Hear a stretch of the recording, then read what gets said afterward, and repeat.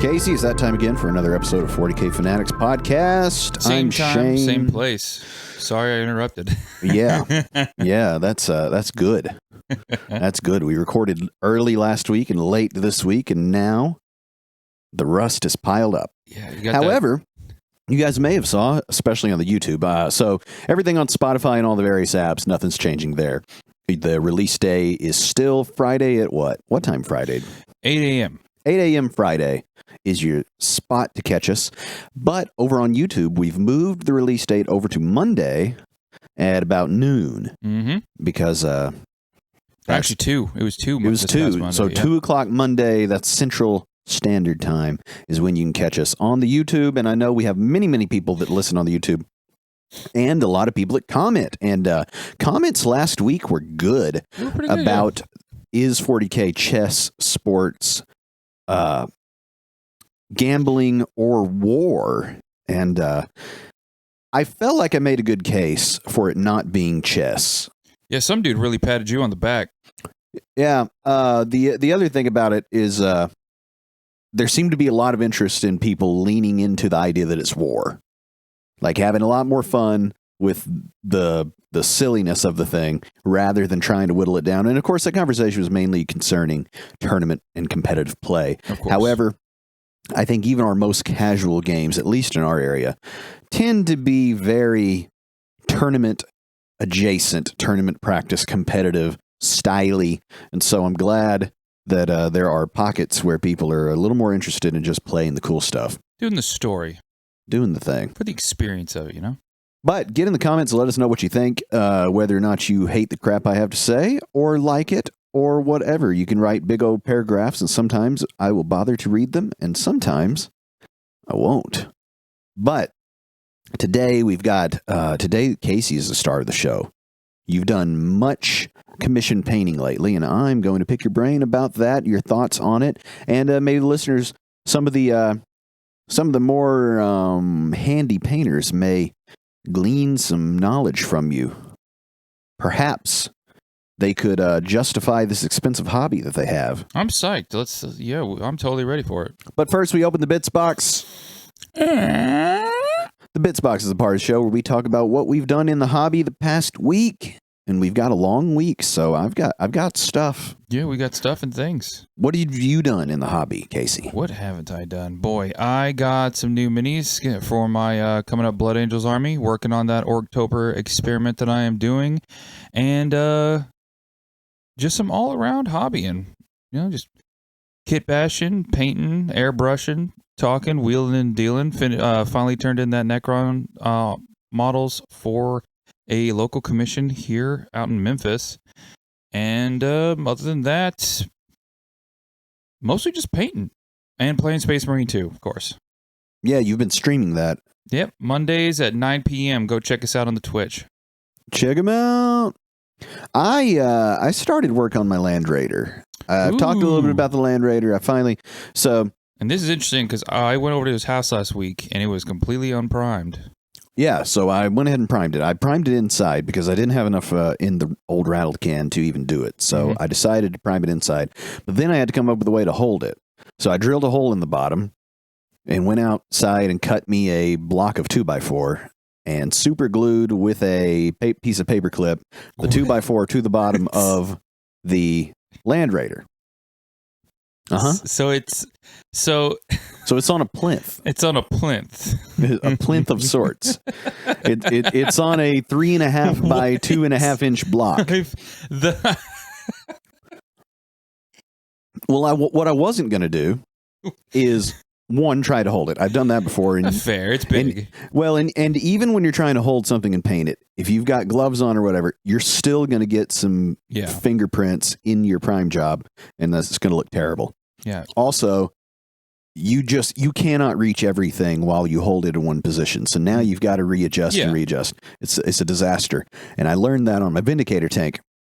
Pro tip for a lot of you younger painters out there who are just getting into it, be careful overhandling. Wash your hands before you handle a mini, because it sucks after you spend an hour painting one and then you look at a spot and realize, oh dang, my hand just rubbed off part of the base or part of the leg from just holding it. Well, the other thing that I wasn't going to do, because I just airbrush inside at my table, with you're maniac. with improper ventilation, just Oh my gosh. right in the middle of the living room. You want to talk about improper ventilation? I'm still hurting in my lungs. My lungs are burning from all the degreaser that I used to clean my airbrush and the paint that got in there too. So it's just two battles in there right now. Oh wow! I do have one of those nice respirator type masks that you would use for such a thing, and I did wear it for the priming because it was a lot of heavy spraying. I used my priming airbrush. I used the Army Painter Black primer that I like, and also the airbrush colors that I intend to put on it. I've got the black that is supposed to be a perfect match for that. The Army Painter does, which is quite handy, and it looks like it is, but.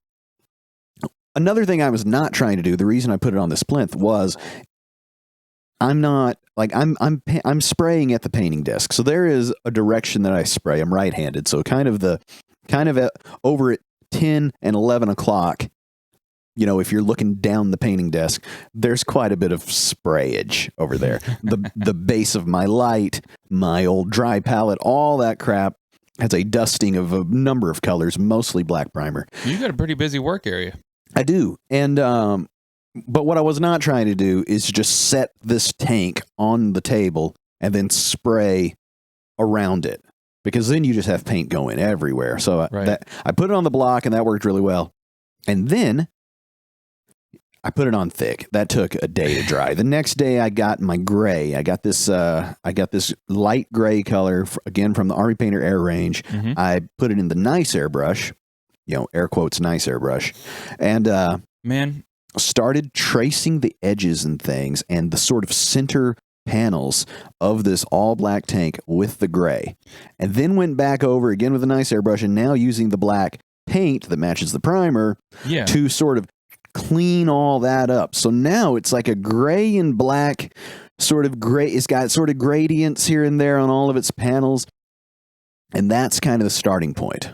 Man, I don't want to say lecture, the TED Talk I received from this man last week after we finished up about what to use and the immediate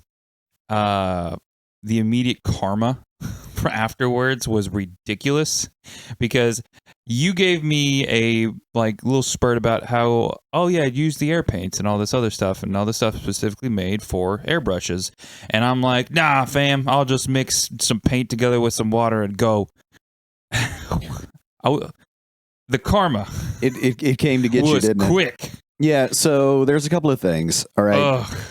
For our listeners that don't know, Zach's airbrush, so I stole his airbrush compressor because he didn't have an airbrush, period.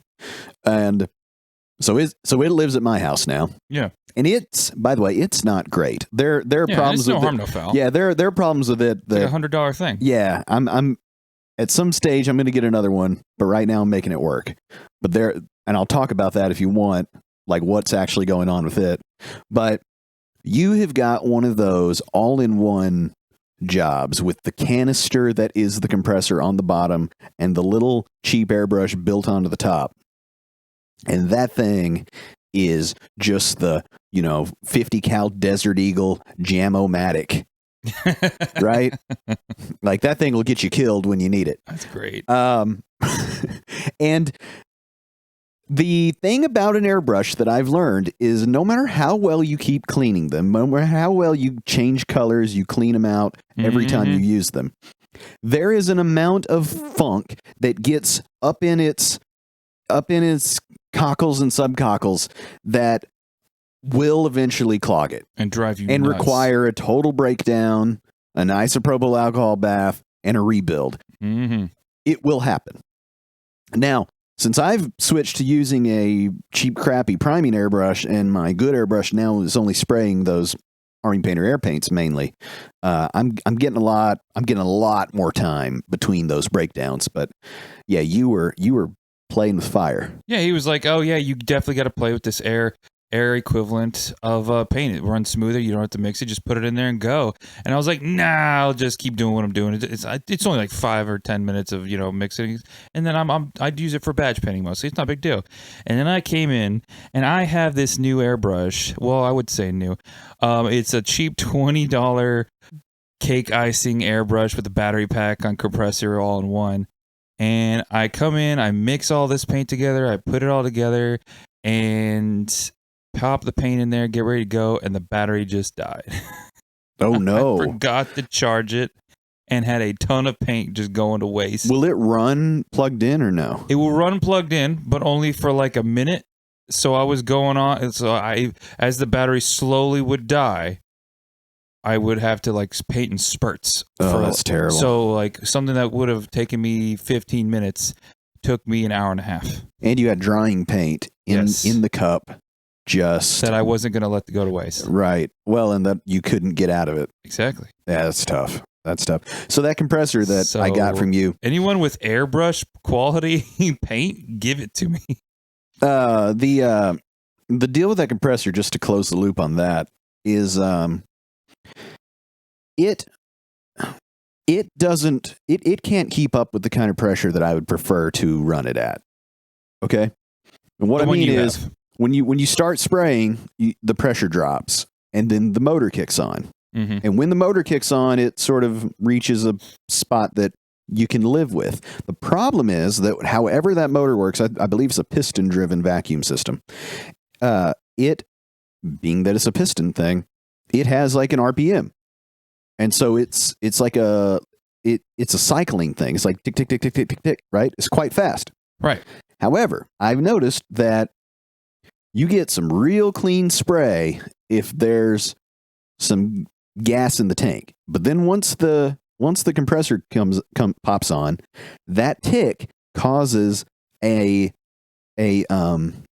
matching spurting effect. It's very subtle, but when you're trying to do white over black, that little bit of spurt is apparent.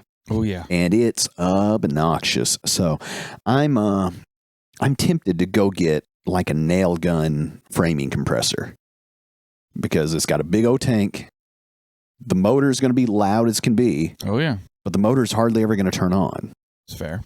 And then I'll be able to crank that thing up to whatever I want. Yeah, from what I remember of that one, you just use it for like 10 seconds, and then you can hear that motor pop on, and if you you're still spraying, it'll stay on. Yeah, right. Yeah.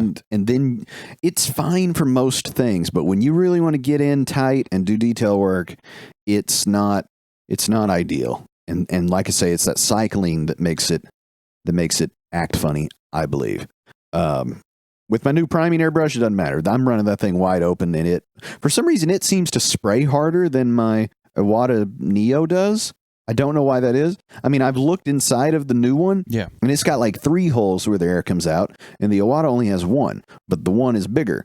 And I don't know what's happening there, because sometimes, you can blow harder than that Iwata, and I don't know why that is, but. You do have a whole lot more control of the paint than you do on the cheap one. The cheap one is kind of on and off, right? Right. Anyway, that's pretty much my bits box. Another thing about that Land Raider, I was noticing myself shopping. I was doing some shopping. I did buy some things, but that'll be later. Ooh, is it an upgrade kit? No. Extra bits? No, what I'm saying is doing a tank does not scratch the hobby itch for me. It does not feel like a painting endeavor. I know what you mean. And so it feels very much like eating the elephant. Like I planned this evening, I want to make all the gun housings on the thing red. Like, so tonight, if you stick to the plan, it's like by the numbers, cool, relatively fast, but it's not creative. It doesn't feel the same as even not love. Like when you're doing a Space Marine, there's an amount of like, I'm going to get these values on his armor, and this part's going to be in shadow, and this is going to be a highlight, and you do that. And then if you get tired of that for a minute, it's like, well, I'm going to paint these belts or whatever. With the tanks and stuff, it feels much more clinical. Right. And I don't like that. I need something else to paint, and I probably will paint something different in between as I work on that because I'm in no hurry. You know, what am I doing? But that is my bits box. Closing it? Closing it. The homie Austin says we should get to the main topic faster, and I think that he's wrong. And I think that he's right. Really? No, I just like disagreeing with you. Well, I agree to disagree with you. I have thoughts on that matter, but that is for after the show. Well, that's why we talk about things. It's time for our main topic, and our main topic is that Casey is at this stage, we could just call you a commission painter. How many commission jobs have you done? Oh, boy. Less than 10, more than 5? More than 10. More than 10? Yeah. Man, this is your seemingly weekly reminder that I, too, am quite a painter relative to people that don't want to paint. And I like money, too, folks. There you go. But anyway, you're getting money, you're getting models, you're getting stuff.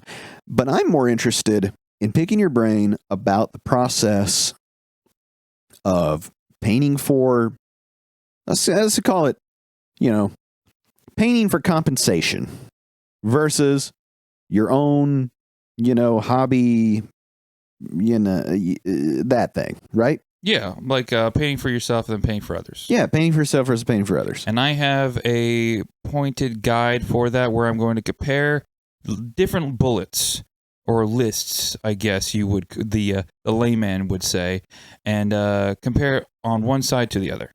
Well, go ahead. All right. So time would be the first thing.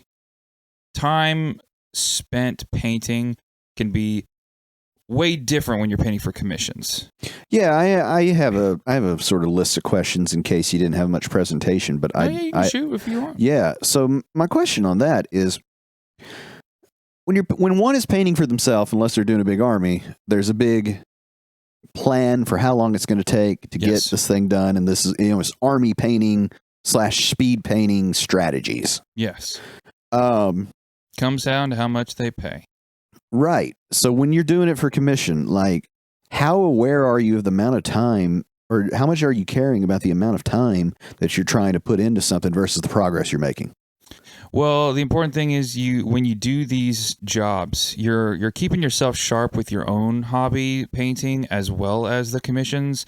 So you kind of have a rough idea on the time spent each sitting of when you're doing it, especially when you're a guy like me versus a guy like you. When we've got Shane here, and him and his wife are fantastic. And they paint till what, like 2, 3 in the morning? 4? Well, we're near as makes no difference semi-retired. Yeah, exactly. Yeah. And you got plenty of time. Me, on the other hand, I got a wife, I got bills, I got dogs, I got a job, I got the whole schlemiel. There are times that I would just like want to hit Shane over the head with a rock and put him in my place and just like use him like a servitor.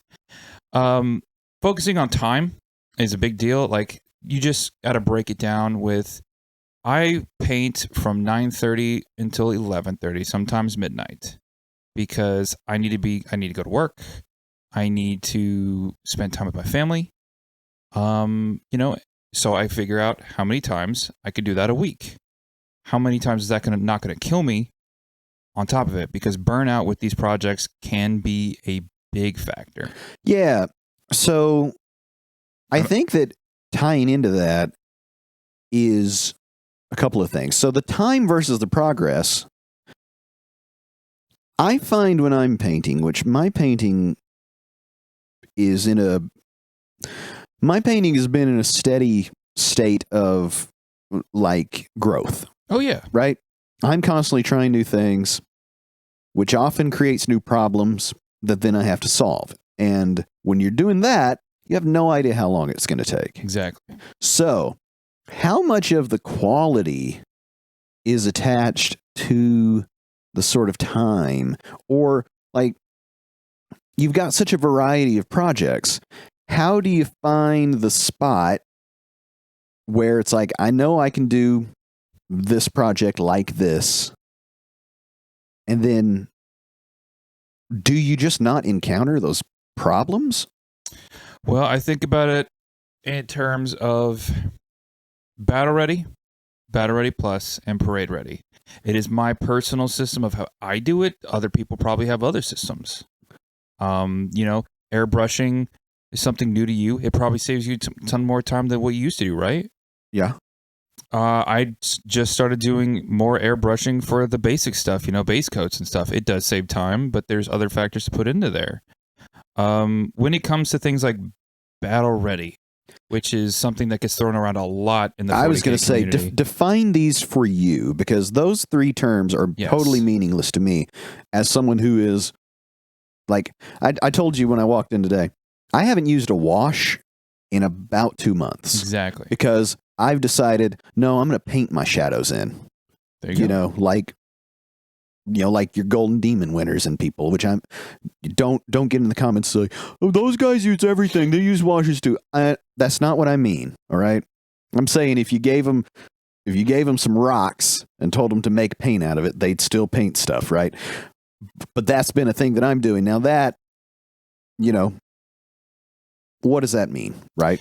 Like, what is Battle Ready Plus, Parade Ready to you? Because to me, it's just, well, the thing's painted or not. Exactly. This is one of my next bullet points. The painting system that you choose to choose. If you go on Fiverr, you look for somebody to paint your minis, they'll often have something like this in terms of how you pay them. For me, Battle Ready is not too dissimilar from what 40k, their people paint artists over there, Games Workshop do. Base coat, a wash, and then maybe a highlight. Battle Ready Plus. Well, you mean like what it talks about in the book or whatever? Yeah. Like Simple. it's not box art. Yeah, it's not like box art. The box art, you're doing all this. And you're using metallic paints. Yeah, okay. Yeah. And then you got Battle Ready Plus. Now that is, you're using base coat, using your shade paints, then you're going into a little bit more detail. You add a little bit more details along with the highlights, and then you're putting a little bit more effort into it. Say you want every sergeant in a squad of Space Marines to have a head instead of a helmet. Well, you have to be able to paint faces. Mm-hmm. But what is Battle Ready face versus Battle Ready Plus face? Battle Ready, base, wash, done. Now Battle Ready Plus, base, wash, a couple highlights, and the eyes. Okay. Parade Ready. Now that is full ball sack. That is a whole weekend of me painting a head. Really? Well, maybe not a whole weekend, but definitely a whole afternoon. I think, I kind of want to I get good. I want to get into a little bit of methodology with you because you talk about like this base coat, wash, highlight, and I'm not even thinking about that anymore. Exactly. Like you're at a different thing. Yeah, well, but you have your own set of standards. That's it. Is the whole painting style, I think, is different. But I'm curious just about your history, Casey, on this. How did you initially learn to paint, and why is it that you think about it that way? Well, when I started painting, it was back in 2019. And this is going to go from my other viewpoint from the very hobby side rather than the commission side, because we talked about that just now, the commission. I learned by watching, the generic YouTube videos. I got Miniac, Squidmar, eBay Mini Rescue, Goobertown Hobbies, lots of different people. Oh, Midwinter Minis, one of my favorite.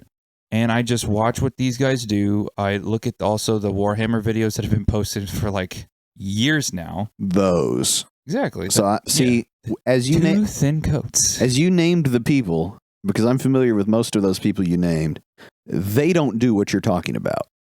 Yeah. Or at least they certainly don't now, because I've come into this around 2023.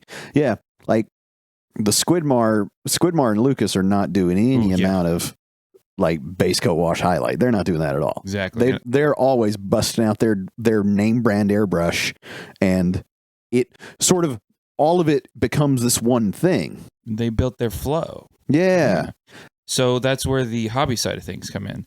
So you have guys like Squidmar, and then I'm going to contrast him differently, eBay Miniature Rescues, or maybe midwinter minis. Yeah, Midwinter Minis, I think, is a bit of a base wash highlight. Let's call it more GW. Closer to that. But well, not box art, but It's almost like GW painting education system. Exactly. That I feel like there's got to be when you paint your own stuff, you're not as concerned with the quality. But if you can do quality, when you get around, like you said, you'll be painting something and you're like, okay, I'm going to try this, or I'll switch to this belt. I'm not on a timeline. I'm doing whatever I want. And you kind of use that time to learn and grow. I remember an evening right after my daughter was born, and I had to stay up at 4 a.m. with her because she was, up and down with the naps. I watched a whole segment, 5-minute segment of a Squidmar video just so I can learn how to paint eyes for 2 hours. Yeah. Just to get better. Yeah. And it was for a D&D mini. Ooh, those are tiny little eyes. No, it was a bigger one. It was a bigger one. So I was going to say. That's interesting. So when I'm thinking about bigger army projects, I start thinking about how I would get those done quickly. Exactly. Like at some stage, they're going to release, God willing, the High Elves for Old World. And that is going to be my first, it's going to be my second true army painting project, right? I've done Chaos Space Marines, but they are a little bit of a representation of my initial foray into the hobby and then the continuing growth therein, right? So they go everywhere from stuff that I didn't even paint that were people's very first painted model that I would help on or do the bases on, and then moving to me painting just like that, and then now into what I'm doing now. Yes. But I was thinking about, I gave some advice the other day. A local guy got a new Votan army, and he's like, how should I do this? What should I do? Should I make test models? I don't know. And I said, I would take your characters, go full ball sack on them, and then take that, what you did, and dumb it down a couple of levels, and that be your quick paint job, because it will be. That's not necessarily what you're doing in commissions, or is it?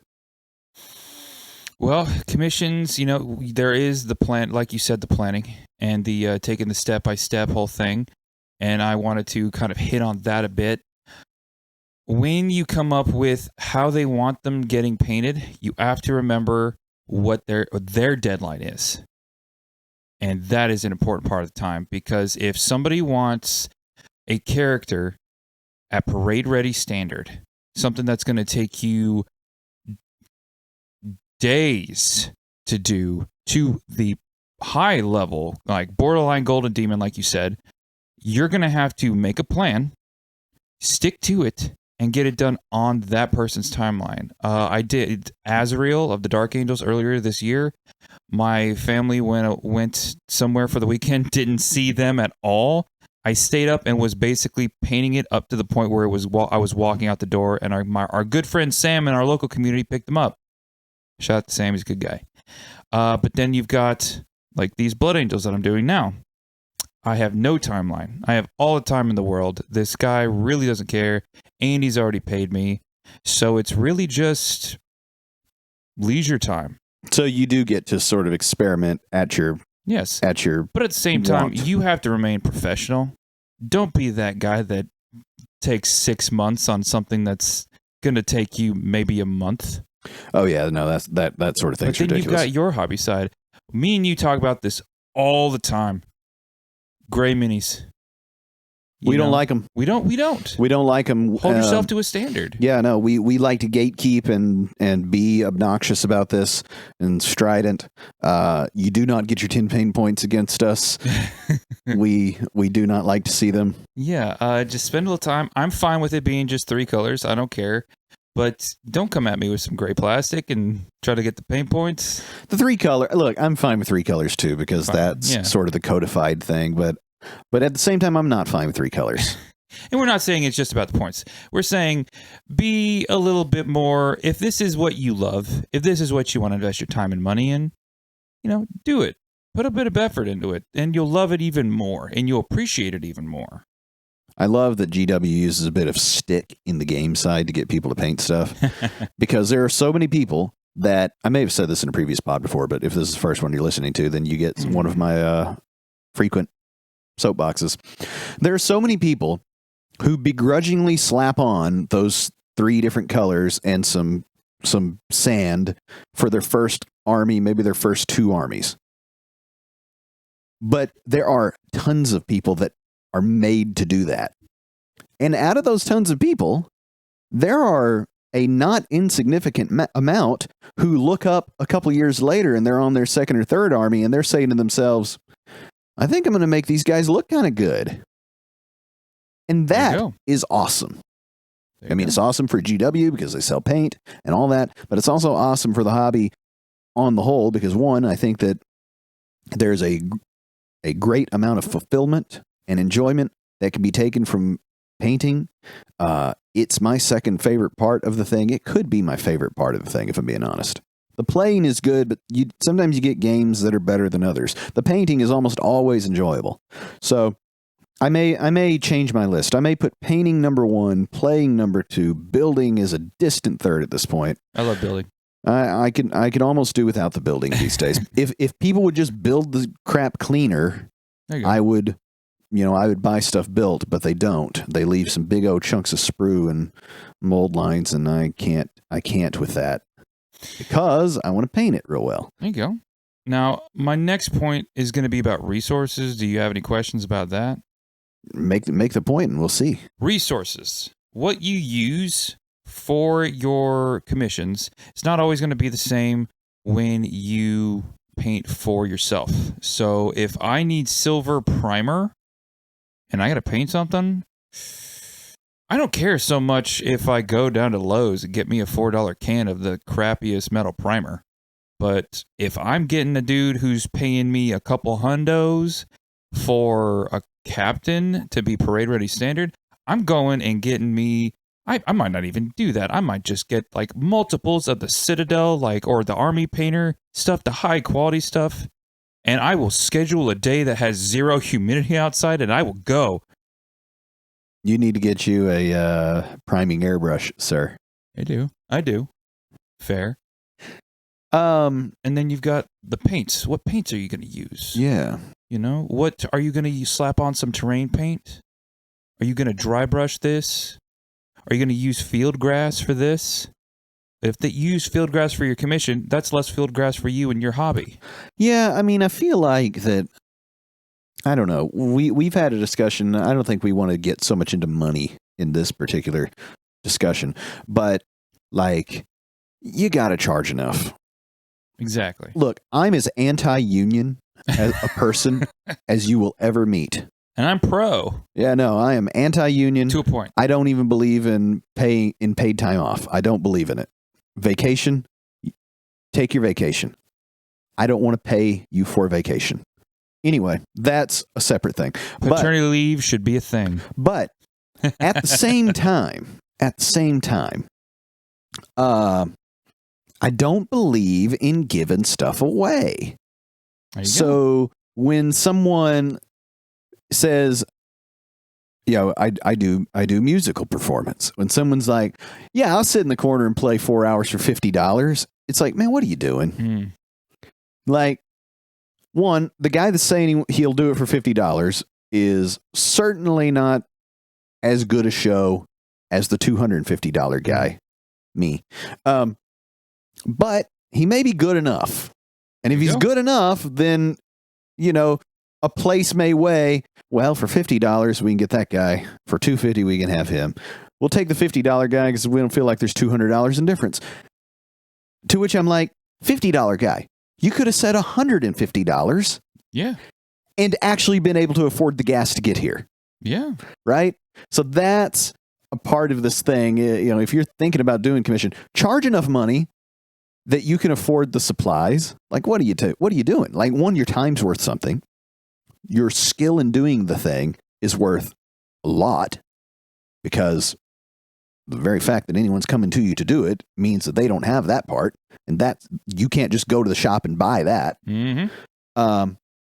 But then, some amount of money's got to be factored into the whole thing to, buy your sand and your primer and your paint. Exactly. And that's another point I wanted to make. With the commission painting, it is super hard to kind of gauge what you feel comfortable charging versus when you start getting paid. Because when I started out, man, nobody was paying for nothing.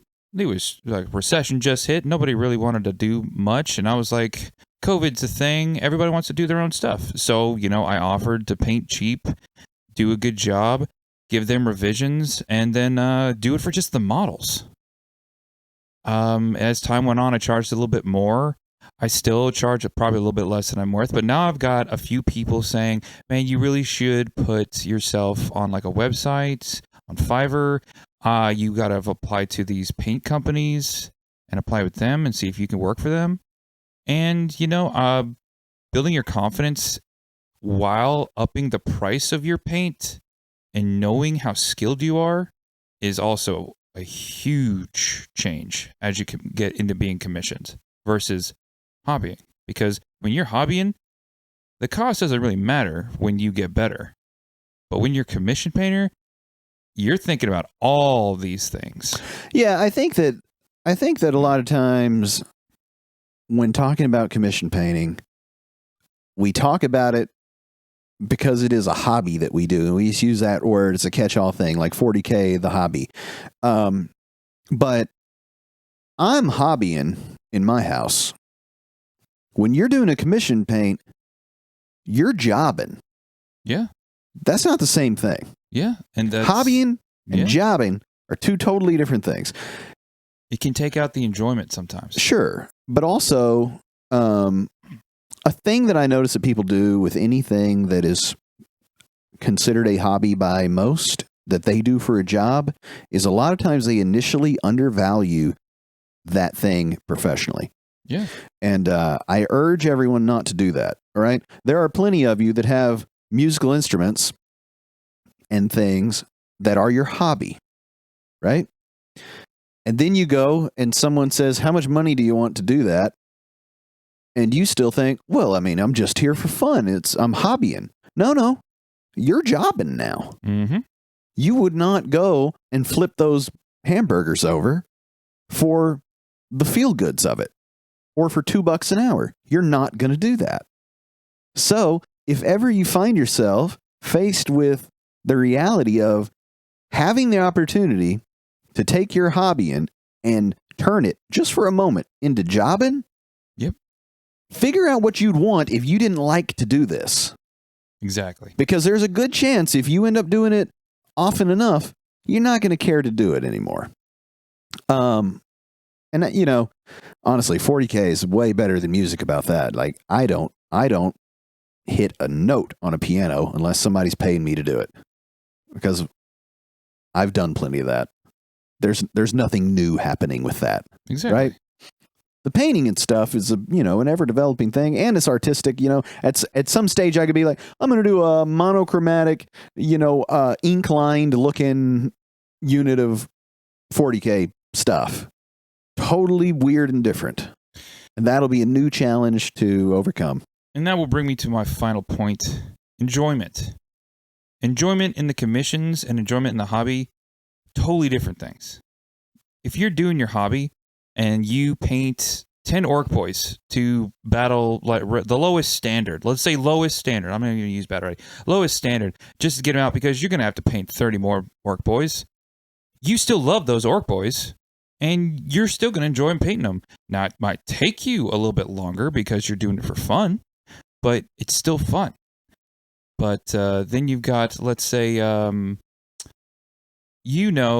badmouth my orcs all the time. I don't badmouth your orcs. You badmouth them all the time. I don't. You're orcs, like, man, look at your stuff. It's so good. Look at these orcs. That's because your orcs, like my Chaos Space Marines, are a story of your progression as a painter from the very first instances to the very most recent. And that's where I think the enjoyment comes in. No matter what you say about those orcs, I still love those orcs. Yeah, well, I'm not hating on your orcs. I know. I'm just being dramatic. Yeah. Yeah. Orcs are a tough one to be somebody's first, though. like knowing what we know now. Yeah. As a first army, a first painting experience. It took me 2 years. Orcs could be the worst ones because, one, there tend to be a lot of them, but two, they've got all these nice looking volumes that you can paint. You know, they're all big and round and muscly, so there's a lot of opportunity for good painting. And if you don't have any idea what good painting looks like, how to do it, anything, then you're just going to end up with a bunch of flat looking green dudes. Yeah. And then people that paint a lot are just going to look at them and be like, so much potential unrealized. Exactly. And back to the enjoyment of it, commission. Now, that can be hard. I am loving my latest commission because it's Blood Angels. And I love Blood Angels.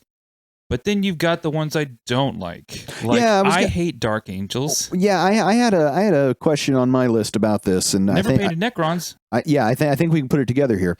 How do you resolve? We got 5 minutes.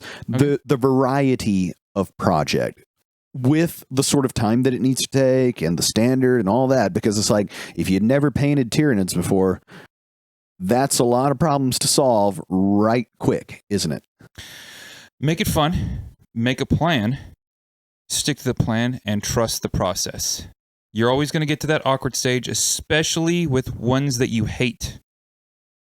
Stick it out, do your schedule, and you will get through. I promise. What would you do if somebody brought you a bunch of Tau to paint? You know what? I honestly don't know what I would do.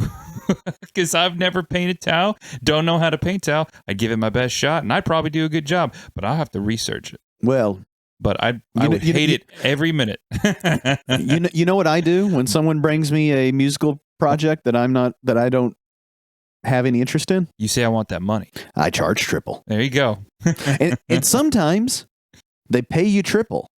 Yeah, sometimes. And then you know what? That thing I wasn't looking forward to starts feeling pretty good. Haggling is always a thing. Hey, give us an orc segment because it's still just Orktober as we record this. Spooky season's right around the corner. We got spooky games at my house coming soon.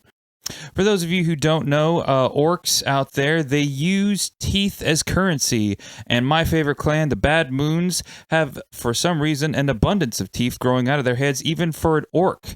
So, if an orc is ever feeling a little broke on cash, he'll punch a Bad Moon in the face and take his teeth to get a new shiny shooter. I've been Shane. And I'm Casey. We're 40k Fanatics, and we will see you next time. Stay fanatical, folks.